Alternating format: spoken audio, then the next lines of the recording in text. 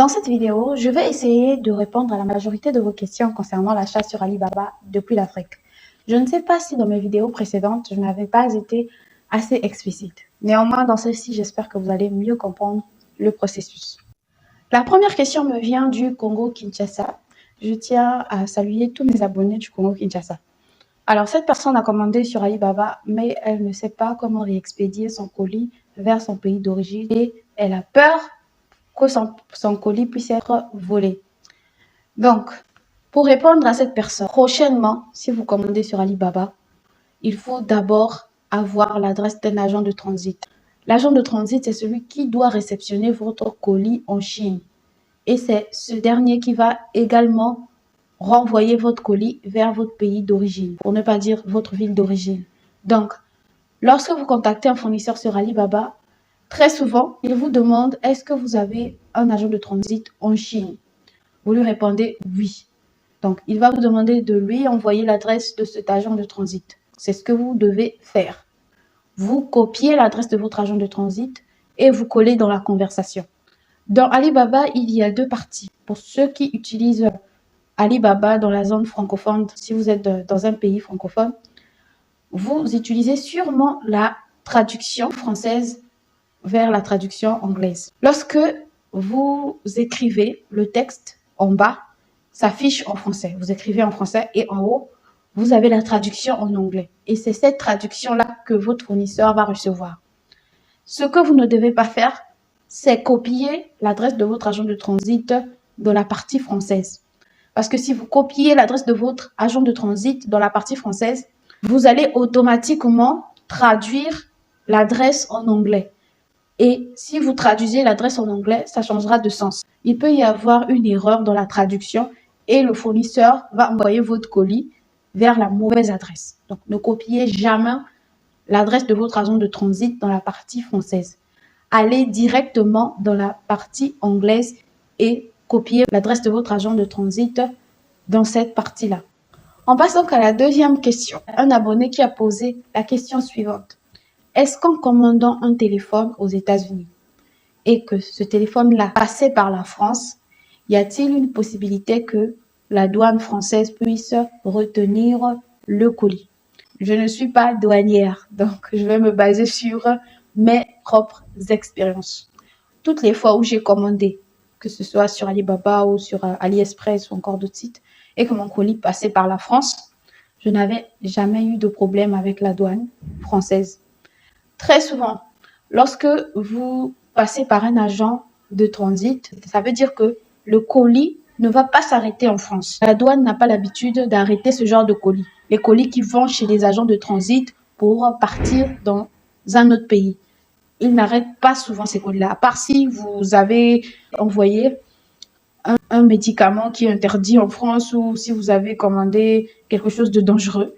Donc, c'est dans ces probabilités-là que votre colis peut être retenu. Sinon, il n'y a pas de raison que la douane française puisse retenir votre colis. Surtout si le colis est destiné à un agent de transit. Pas du tout. Le colis va d'abord arriver chez l'agent de transit. L'agent de transit va expédier dans votre pays d'origine, par exemple le Congo-Kinshasa. C'est la douane du Congo-Kinshasa qui risque de retenir votre colis parce que c'est la destination finale du colis. Et donc, c'est la douane congolaise qui a le dernier mot sur votre colis. La troisième question, ce n'est pas une question, mais c'est plutôt une préoccupation. C'est un abonné qui est préoccupé. Pourquoi? Parce que l'agent de transit qui l'a contacté par devers moi, jusqu'à présent, ne répond pas à ses messages. Bon, il faut savoir que je ne travaille pas en interne avec ces agents de transit. Il n'y a aucun partenariat entre eux et moi. C'est juste parce que j'ai apprécié leur manière de travailler que je partage leurs contacts sur ma chaîne YouTube gratuitement. Pas de placement, rien. Une cliente simplement. Parce que je sais qu'il y a plusieurs personnes qui sont à la recherche des agents de transit sérieux. Voilà pourquoi je partage ces contacts-là avec vous. Mais il faut savoir que dans le domaine de la logistique, ils sont très souvent occupés et chargés parce qu'ils gèrent beaucoup, mais beaucoup de choses, pour ne pas dire beaucoup de colis. Vous n'avez pas idée. Donc, il faut tout le temps être derrière eux. Ça, c'est sûr et certain. C'est difficile de trouver un agent de transit avec qui vous allez tout le temps être en contact, qui va être réactif. C'est rare. Le seul agent de transit avec qui j'ai pu communiquer facilement, c'est-à-dire qu'il n'était pas absent. Quand j'avais des questions, il était toujours présent. C'est Easy Delivery. Et Easy Delivery, c'est cher. Si votre colis est perdu, si vous ne retrouvez pas votre colis dans votre pays, ils vous aideront à retrouver votre colis. Il n'y a pas de souci avec Easy Delivery. Malheureusement, c'est le fait qu'il soit cher qui, voilà, m'empêche de vous dire qu'il faut les utiliser tout le temps, pas du tout. Par contre, les agents de transit locaux, c'est-à-dire qui travaillent en Chine et dans vos pays, eux, ils reçoivent tellement de colis que c'est difficile de les avoir. Mais il y a quand même des astuces pour faire qu'ils vous répondent rapidement. Quelles sont ces astuces-là? Il faut les harceler. Je ne sais pas si YouTube va m'autoriser à dire ça, mais c'est vrai. Il faut tout le temps être derrière eux, tout le temps, pour qu'ils puissent réagir rapidement. Aussi, il faut compter l'écart d'heure qu'il y a entre nous. Entre l'Afrique centrale et la Chine, il y a au moins 7 heures d'écart. Donc, lorsqu'il est 12 heures à Brazzaville, en Chine, certainement, c'est 20 heures ou 21 heures. Donc, il faut calculer les heures afin de contacter ces agents de transit. Il faut voir, par exemple, à 1 heure, 2 heures, 1 heure, 2 heures, 3 heures, jusqu'à 5 heures du matin. Donc, si vous êtes éveillé à ces heures-là, vous pouvez facilement communiquer avec eux. Au lieu de laisser un message, vous pouvez appeler. Ils vont toujours refléter l'appel, mais insistez. Lorsque vous allez insister, ils vont comprendre que c'est un client qui a besoin de communiquer, qui a des questions et tout. Ils vont répondre à votre message. Vous laissez des points d'interrogation infinis. Moi, c'est ce que je fais. J'harcèle mon agent de transit comme ça. Quand je vois qu'il ne me répond pas, je laisse beaucoup de points d'interrogation. Ou j'appelle. Même s'il refuse, j'appelle encore. C'est mon colis, je m'inquiète, donc c'est normal que je fasse ainsi. Voilà. Pour toi, qui te préoccupe du fait que l'agent de transit ne te répond pas, il faut que tu puisses l'harceler comme j'ai dit. Je pense que j'ai fait le tour de vos questions.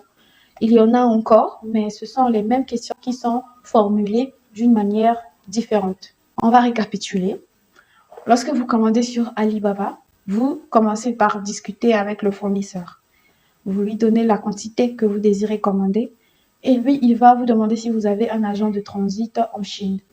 Vous répondez oui. Il va donc vous demander d'envoyer l'adresse de cet agent de transit.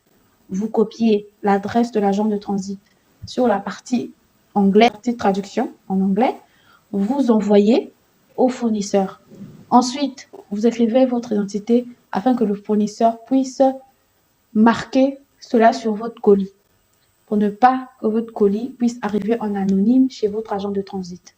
Il va écrire votre nom, votre adresse, votre numéro de téléphone local sur votre colis pour permettre que votre agent de transit puisse reconnaître votre colis. Tout simplement. Lorsque le colis va arriver chez votre agent de transit, vous allez avoir la notification sur Alibaba. Parce qu'il y a le tracking dans Alibaba. Si vous avez la photo du colis, vous envoyez à l'agent de transit pour lui demander s'il a reçu ce colis. Ou vous copiez juste le tracking, le numéro de tracking, et vous envoyez à l'agent de transit pour lui demander s'il a réceptionné. Au cas où il ne répond pas, je vous ai donné une astuce, harcelez-le, appelez-le, laissez des points d'interrogation. Forcément, il va vous répondre. J'espère que vous avez pu mieux comprendre le processus. Pour d'autres questions, vous pouvez les mettre en barre des commentaires. Je vais répondre par écrit parce que nous n'aurons plus une vidéo de la sorte. C'est déjà la 3e vidéo que je fais sur Alibaba. Il faut que je fasse une autre vidéo sur Alibaba. Ça ne doit plus aller dans ce sens. Ça doit aller vers autre chose maintenant. On se retrouve donc très prochainement. Portez-vous bien et à très bientôt.